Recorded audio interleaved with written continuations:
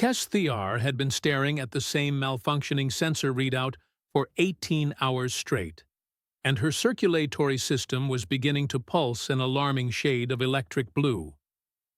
The Silth-born archaeologist stood motionless on the metal observation platform, her two large oval eyes fixed on the holographic display hovering in front of her translucent gray face. Behind her, through the grated walkway, the massive excavation stretched into darkness. Miles of dead human civilization that had been silent for 12,000 years. Until yesterday. Her whip-like tail coiled tighter around the platform railing. The reading was still there, a heartbeat, in ruins that predated recorded galactic history. Still detecting the anomaly? The amphibious technician's voice gurgled slightly as he adjusted another piece of equipment, his moist blue-green skin shifting to a worried yellow-green. His bulbous eyes blinked independently as he checked his own displays. Yes, Kess's subsonic voice thrummed through the platform. Her bioluminescent circulatory system pulsed faster, visible through her gray, translucent skin like a stressed road map. Bioscanner confirms organic activity. The readings are getting stronger. She had spent 6 months cataloging this site. 6 months of nothing but dead technology, fossilized furniture, and the overwhelming realization that her dissertation on minor pre-convergence settlements was about as exciting as it sounded. The Archaeological Guild had already sent 3 messages asking if she'd found anything remotely significant yet. Now, this. 50 feet below, in the circular cryo chamber, something moved. Kess's tail went rigid. Her eyes tracked the motion through the gaps in the metal grating. The ancient cryopod, the one they'd assumed was just another broken relic, was opening. "Get the containment field ready," she said, her subsonic voice tight with something that might have been excitement or pure terror. Her circulatory system suggested terror. It was pulsing so bright she could have been used as an emergency light source. The pod's lid lifted with a hiss of equalizing pressure that shouldn't have been possible. Ancient mechanisms that hadn't worked in 12 millennia suddenly decided now was a great time to resume basic functionality. A human sat up. Kess's entire circulatory system flickered like a malfunctioning sign. Through her translucent skin, every vein pulsed chaotic patterns of blue light. This was first contact with a species extinct for longer than most civilizations had records. The human looked around the chamber, squinting against the dim bioluminescent emergency strips. He appeared to be in his early 30s, with messy brown hair and a damaged cryo-suit that had somehow survived 12,000 years better than most modern equipment survived a standard work week. He rubbed his eyes, yawned, and reached for something on the pod's control panel. "Don't touch," Kess started. But the human was already pressing buttons. Nothing happened. The technology had been dead for 12,000 years. The human frowned and pressed them again, harder this time, as if prehistoric equipment just needed more enthusiasm. Kess watched this with the growing realization that her career was about to become either legendary or catastrophically complicated. Possibly both. Her tail uncoiled slightly, then coiled tighter. Her mind raced through first contact protocols, all of which assumed the species in question hadn't been dead for longer than most stellar formations. The human stood up, wobbled, caught himself on the pod's edge, and looked up. Their eyes met through the metal grating. "Hey!" the human called up, his voice rough from disuse. "Where's the bathroom?" Kess's circulatory system went nova. Pure electric blue, pulsing so fast she looked like she was vibrating. Her two large eyes blinked once, independently, in perfect asynchronous horror. Of all the profound first words she'd imagined from a resurrection of extinct humanity, philosophical insights, scientific queries, existential questions about the nature of consciousness after millennia of stasis. She had not prepared for bathroom logistics. She started, her subsonic voice faltering. You are... This is... Pretty urgent, actually, the human continued, now looking around the chamber with increasing concern. The pod has a recycling system, but I really don't want to use it if I don't have to. How long was I out? Did the night shift forget to wake me again? Kess's mind went completely blank. 12,000 years of linguistic evolution, and somehow they could still understand each other. That was either a fascinating anthropological miracle or the universe's cruelest joke. She was leaning toward cruel joke. Kess, the technician whispered, his skin now a pale, terrified green. What do we... Documenting, Kess said automatically, reaching for her recording device with one of her two arms, while the other gripped the railing. Her tail had wrapped around her own leg, which was not helping her appear professionally composed. Human subject is mobile, coherent, asking about facilities.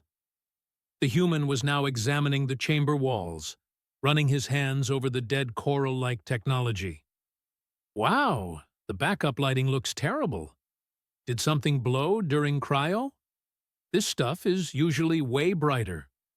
It hadn't worked in 12,000 years. The emergency strips were only active because Kess's team had rigged modern power to them last month. Sir, Kess called down, her subsonic voice struggling to maintain scholarly composure while her entire body was screaming bioluminescent panic. I need you to remain calm and... Oh, found it! The human had located a small door panel.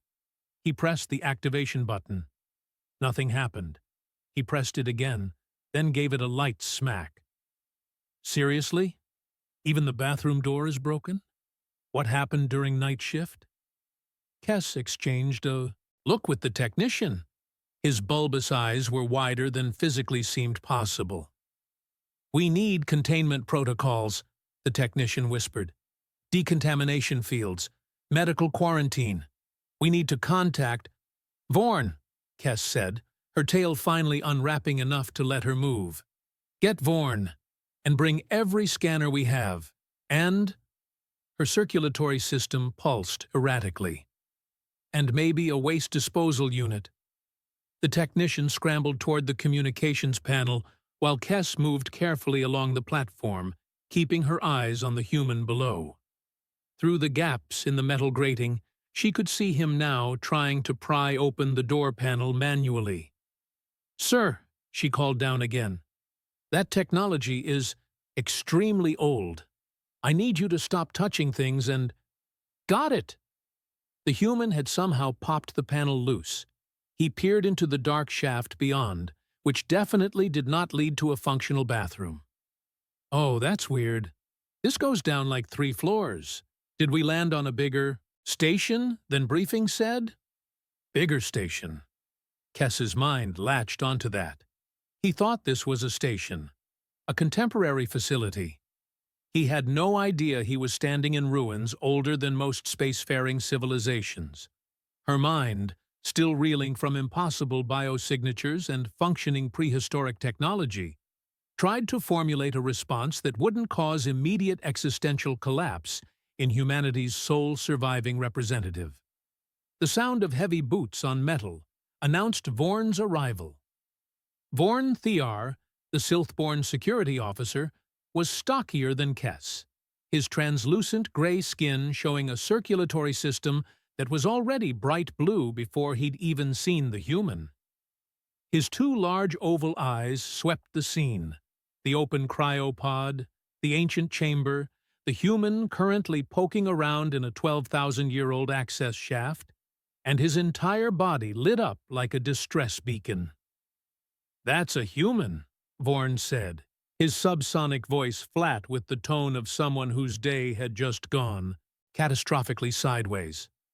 Yes, Kess confirmed. A living human. Yes. In ruins that predate the convergence. Yes. Vorn's tail, which had been cautiously loose, wrapped around the nearest support beam and squeezed. I'm going to need authorization for this. From whom? Kess asked, her own tail mimicking the gesture on a different beam. The species has been extinct for 12,000 years. There is no authorization protocol for this. Below, the human had given up on the access shaft and was now walking back toward the cryopod. He noticed them on the platform above and waved. Hey, you guys see where the rest of my crew went? And seriously, about that bathroom situation, it's getting pretty urgent. Vorn's circulatory system pulsed so bright he could have guided ships through hyperspace. We need immediate quarantine protocols, full decontamination, medical isolation. That organism has been in stasis for... He doesn't know, Kess interrupted quietly. Vorn's eyes swiveled toward her independently. Know what? That it's been 12,000 years. He thinks he just woke up from a standard cryo shift. They both looked down at the human, who was now doing some kind of stretching routine, completely oblivious to the fact that he was the galaxy's most significant archaeological discovery in recorded history. We need to tell him, Vorn said. We need to not make him panic, Kess countered. First contact protocols emphasize... First contact protocols assume both species are alive, Vorn said. His tail was now wrapped so tight around the support beam it was starting to bend. This is... I don't know what this is. Resurrection? Temporal displacement? Archaeological miracle? It's bureaucratic nightmare, Kess muttered, her circulatory system settling into a steady, resigned pulse. That's what it is. The human had found a water dispenser panel on the cryopod. He pressed it. Somehow, impossibly, it dispensed water. He drank it, made a face, and looked up at them again. This tastes weird. Did someone change the filtration settings? He paused, really looking at them for the first time. At their translucent gray skin, their glowing circulatory systems, their face structures that had no mouth. Hey, are you guys Silthborn? I didn't know we had Silthborn on this mission. That's cool. I worked with a Silthborn engineer on my last posting, guy named Thrace something. You know him? Kess and Vorn's circulatory systems synchronized in their confusion. Silthborn had only been a recognized species for 3,000 years. This human was talking about them like they were established members of a galactic community that wouldn't exist for 9,000 more years. Unless... He's from before the collapse, Kess whispered, her mind racing. Early human exploration. They had contact with our ancestors. The records were lost in... Kess. Vorn's subsonic voice was very quiet, very controlled. The kind of controlled that came right before complete panic. If he's from the pre-collapse era, and he knows about Proto-Silthborn, then the timeline we've been working with is... Wrong, Kess finished. Completely wrong. Everything we know about first contact is wrong. Below, the human was looking around with increasing concern. Okay, seriously, where is everyone? And did we have a power failure or something? The lights are terrible. The bathroom's broken. The water tastes like it's been recycled through a moon colony. He paused, squinting up at them. Wait, you guys look really stressed. Your lights are doing that thing. What happened? Is there an emergency? Kess opened her mouth, closed it. Her circulatory system flickered through several shades of blue before settling on resigned, dim pulsing. Sir, she said carefully, I need to ask you a question. Sure, but can it wait until after... What year do you think it is? The human blinked. What? It's... What did the briefing say? 2186? Why? Kess's entire body went dim. Even her tail stopped moving. Vorn made a sound that might have been subsonic laughter or subsonic screaming. Possibly both. "Sir," Kess said, her voice absolutely flat, "I have some news that you're going to find very difficult to believe." The survey camp medical bay was not designed for existential crises, but it was about to host one anyway. Miles sat on the examination platform, still in his damaged cryosuit, holding a datapad that Kess had given him. The datapad displayed the current galactic standard date. He kept staring at it like the numbers might rearrange themselves into something that made sense. Kess watched his face, with the detached fascination of someone observing a historical catastrophe in slow motion. Her circulatory system had settled into an irregular, uncertain pulse. Across the small medical bay, Vorn stood by the door, his two large oval eyes locked on Miles, like the human might suddenly explode into temporal paradox particles. "So," Miles said, slowly, "you're saying it's been 12,000 years?" "Yes," Kess confirmed. 12,000. Yes. Not 12,000 hours. Not 12,000 days. 12,000 years. Correct. Miles looked at the datapad again. Set it down. Picked it up. Looked at it. Set it down, harder. "You're messing with me. This is like new crew hazing or something. Pete put you up to this. Did Pete put you up to this?" Kess's tail twitched uncertainly. "Who is Pete?" "My crew supervisor. Guy thinks he's hilarious." Miles laughed, but it sounded forced. "Okay, you got me. Very funny. The weird lighting, the broken equipment, the 'it's been 12,000 years' thing. Solid commitment to the bit. But, seriously, I need to report to the bridge and—" "There is no bridge," Vorn said flatly, his subsonic voice carrying the weight of 12 millennia. "There is no crew. There is no mission. There is a dead city that was already ancient when my species learned to make fire." Miles stared at him, then at Kess, then at the viewing window, where the massive excavation site stretched into the distance. Miles stood, moved to the window, and really looked at it for the first time. That's the colony," he said quietly.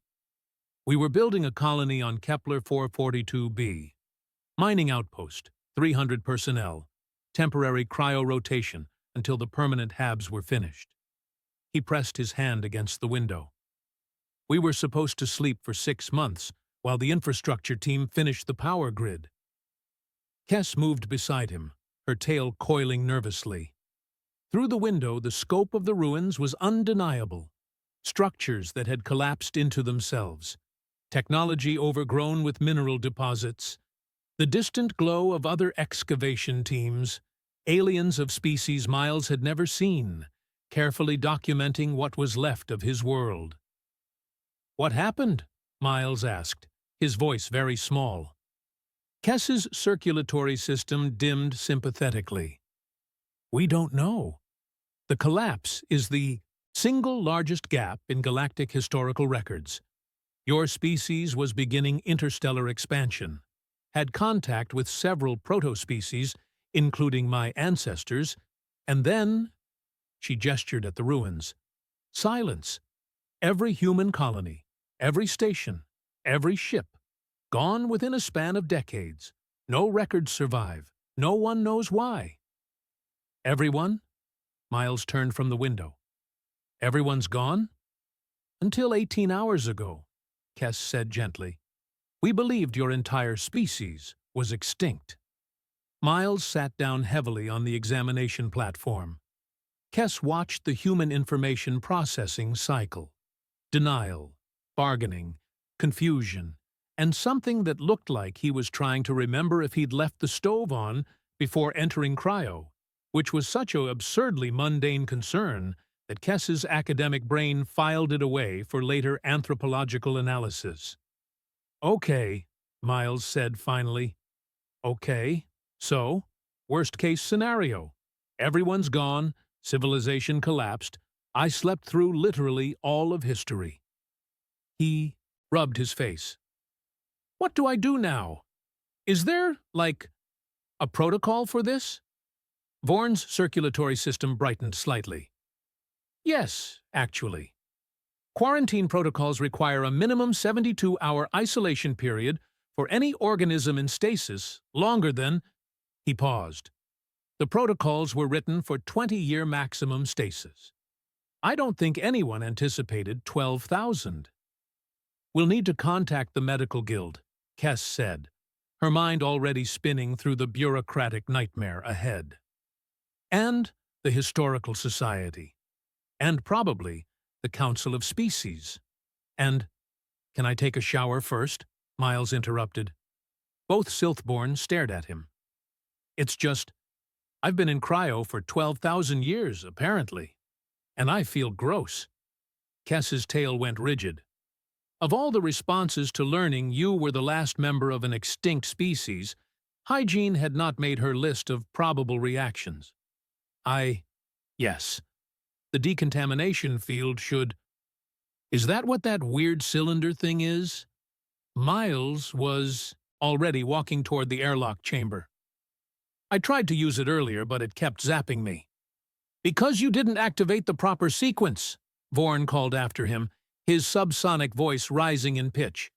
"You can't just walk into a decontamination field without—" Miles walked into the decontamination field without proper activation. The field immediately zapped him. He yelped, jumped back, then carefully reached one hand in. Another zap. He pulled his hand back. "How do you turn it off?" he called back. "You don't turn it off," Kess said, moving toward him with her datapad. "You input the decontamination sequence, which calibrates the field to your biological signature and—" Miles stuck his whole arm in. Multiple zaps. He jerked it back, shaking his hand. "Okay, that one hurt. Is there like a manual override or—" "Stop putting body parts into active energy fields." Vorn's entire circulatory system was strobing with stress. "I'm just trying to figure out how it works." "By getting electrocuted repeatedly?" "It's a learning process." Kess pinched the bridge of her face where a nose would be if Silthborn had noses. Her circulatory system was doing things that probably required medical attention. "Miles, please step away from the decontamination field.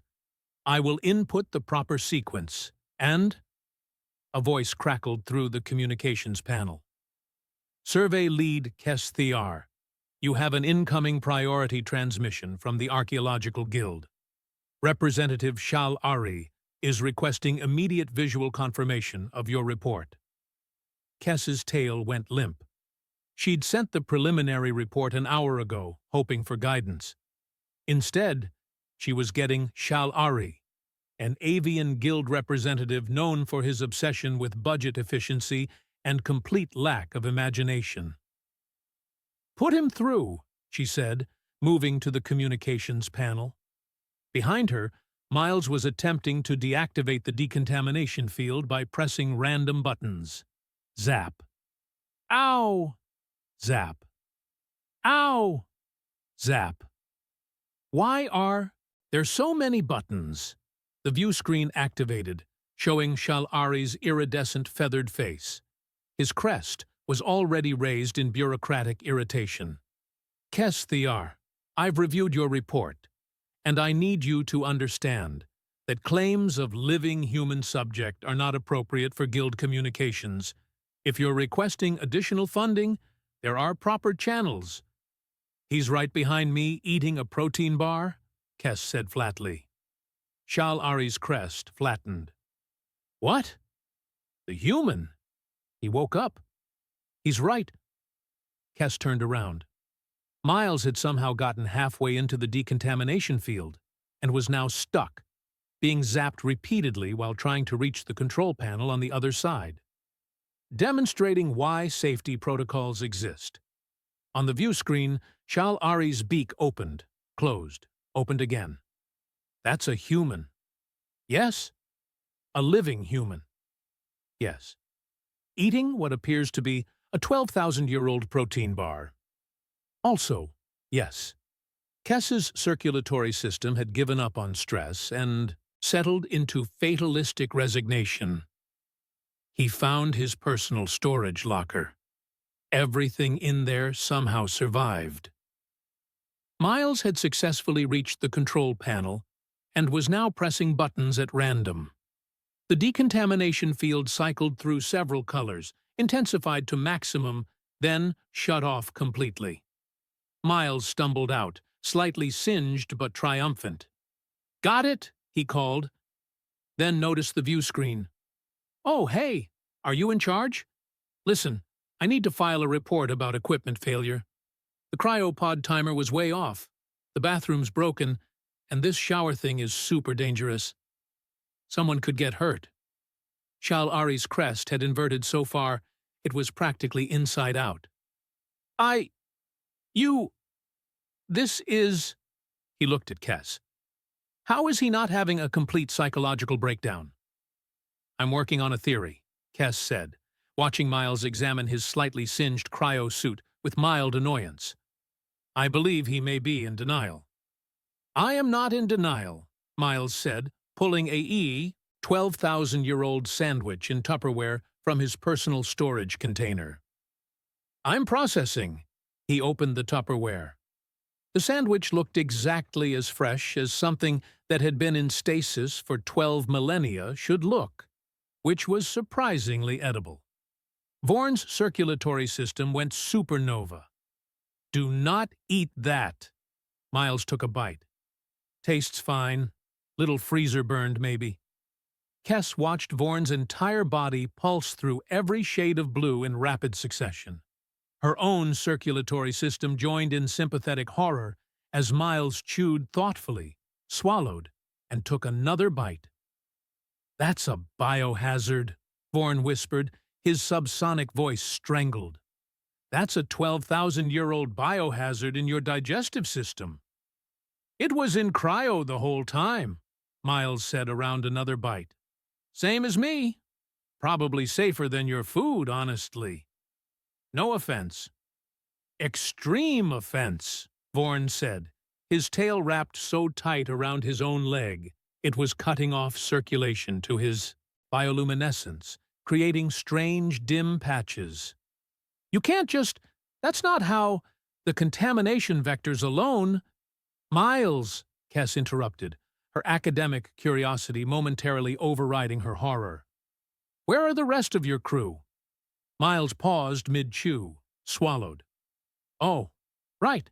Crew quarters are down the hall from the cryo bay. Section B, I think? Why?" Kess's mind went very quiet, very still.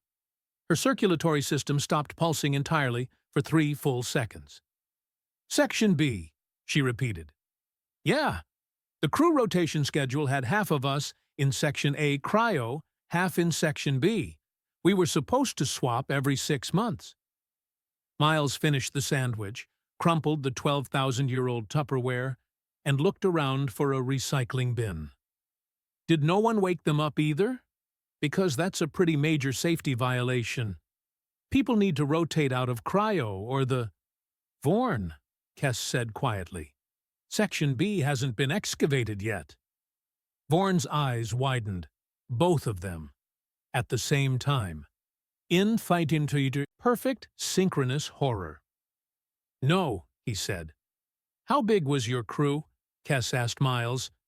300 personnel total, so about 150 in each section. Miles had found a waste disposal unit and was trying to figure out how to open it. "Why?" Kess pulled up the site map on her datapad. Section B was flagged as low priority, residential structures, minimal technological significance. They'd planned to excavate it next year, maybe the year after. It was literally at the bottom of the funding request list. "We need to go there now," she said. Absolutely not, Vorn countered. We need to maintain quarantine protocols, establish contamination barriers, contact medical authorities. I know where it is, Miles offered helpfully. I can show you. It's like a 10-minute walk from here. You're not walking anywhere, Vorn said firmly. You're a 12,000-year-old biological time bomb who just ate prehistoric food and keeps getting electrocuted. You're staying in quarantine. Can't really quarantine me if my crew quarters are in your excavation site, Miles pointed out. Like, we're technically already sharing space. That's not how quarantine works.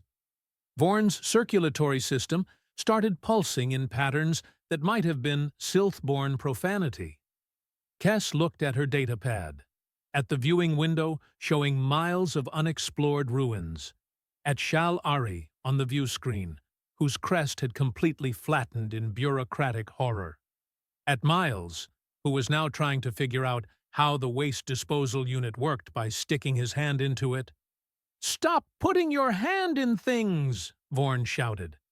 Her 6-month survey was now a multi-year excavation of humanity's last survivors. Her career had just transformed from disappointing to historically unprecedented disaster. The Guild would send more teams, more funding, more oversight, more bureaucracy. She would never leave this planet.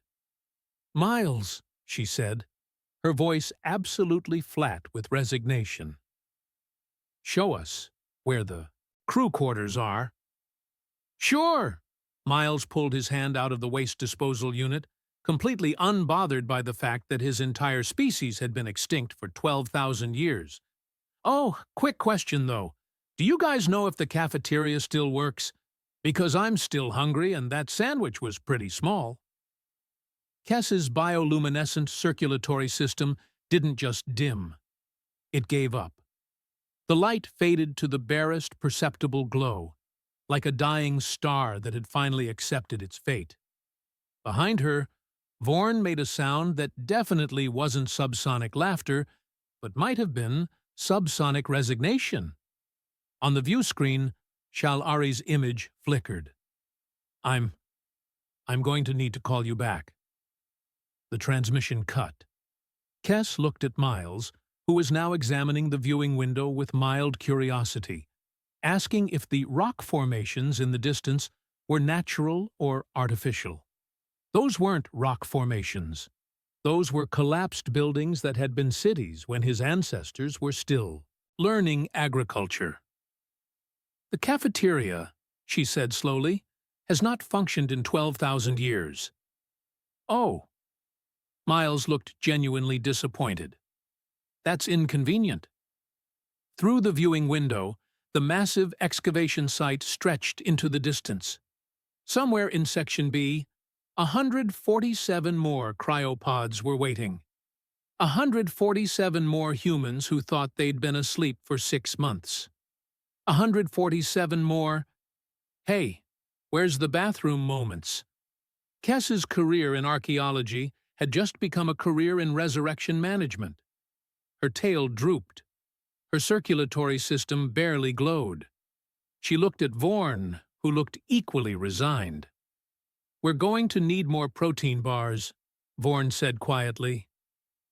"And a much bigger survey team," Kess added. "And possibly therapy," Vorn finished.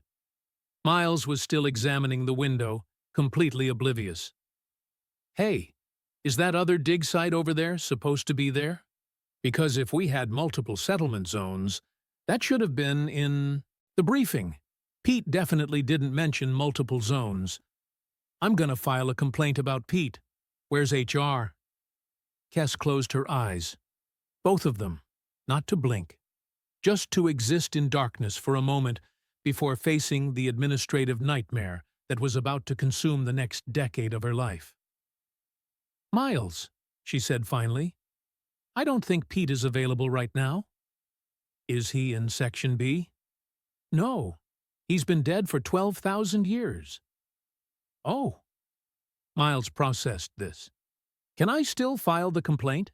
because the briefing thing still seems like an oversight. Kess's circulatory system flickered once, dimly, like a distress signal that had given up on rescue.